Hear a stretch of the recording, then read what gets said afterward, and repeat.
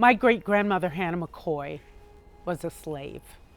She was, after slavery, the midwife and the doctor for the Black community that we lived in. There are stories about her and her cauldron that she had in the front yard, and that she made soap in this cauldron and she did herbs in this cauldron, and would love to have a cauldron and make medicine back here in the cauldron. This comes in an easy way. It's through the lineage. 5 generations of herbalists. They didn't call themselves herbalists. They did call themselves midwives. With the roses, I save the hips and I make rose hip, high in vitamin C. I make skincare. These roses are a pretty magical plant. In medicine. Yeah, in medicine. People would say I can't sleep. I have really high anxiety. I'm really restless. I'm really, at certain times of the day, whenever I watch the news, my back hurts. That I was able to go, oh, okay, let's try some passion fruit and some skullcap, and let's try some herbs. I was adopted at 2. She started me with Paudarco and herbs. I was a pretty sick kid, so she would make me drink tea. That was really disgusting, but it helped me, and I kind of took it with me as I grew older. I had really bad ADD, I had really bad ADHD. I was diagnosed with both in 3rd grade, and I got all the way through my whole education without any medication, but my parents did put me in meditation classes. And then as I got into college and started going through college, I found that magic mushrooms and cannabis really helped me and excelled me through the anxiety that came with college. A really interesting thing being a trans person and working with these plants, because they also have genders. This acceptance of you can be both, you can be male and female, and look at what these plants have given you. Look at this gift and look at all this power that they both have. You can be powerful in both.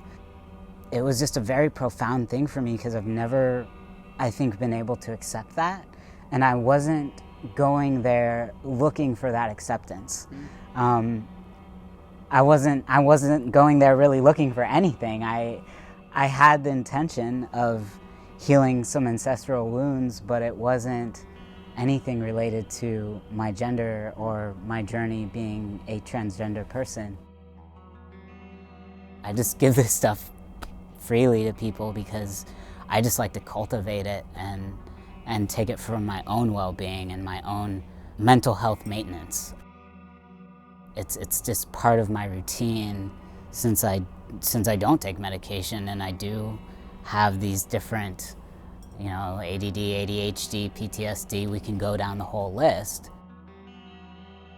The problem that I'm finding a lot within the African American community and the BIPOC community is that we don't have safe access to these things.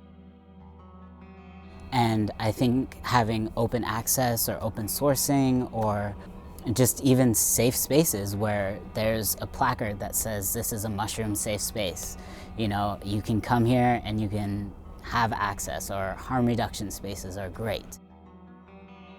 But even this kind of verbiage, this vocabulary, if you're not, it's very stigmatized, and almost like if you're not in the right class, if you're not in the right privileged area, you're not gonna find it. And so that's where I'm really hoping things are gonna shift, because I know people out in the Bayviews, Hunter Point are not gonna find me.